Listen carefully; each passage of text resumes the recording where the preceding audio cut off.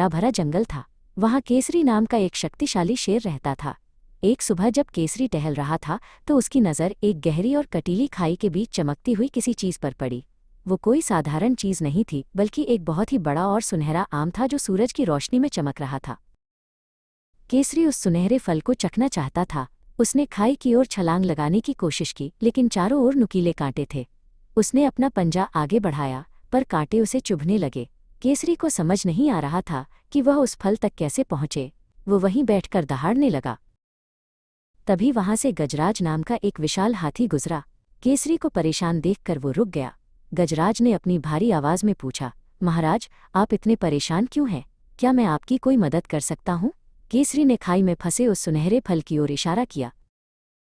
गजराज ने कहा, चिंता न करें महाराज, मेरी सूंड बहुत लंबी है, मैं इसे अभी निकाल देता हूँ। गजराज ने अपनी सूंड नीचे डाली, लेकिन जैसे ही उसने फल को पकड़ना चाहा, नुकीले कांटों ने उसकी कोमल सूंड को जख्मी कर दिया।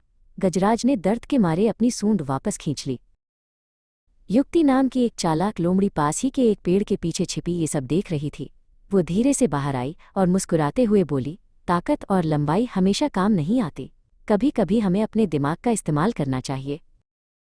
केसरी ने युक्ति की ओर देखा और पूछा, तो बताओ युक्ति, तुम इस फल को कैसे निकालोगी? न मैं वहां जा सकता हूं और न ही गजराज अपनी सूंड वहां तक ले जा पा रहा है। युक्ति ने खाई का सावधानी से निरीक्षण किया और एक योजना बनाई।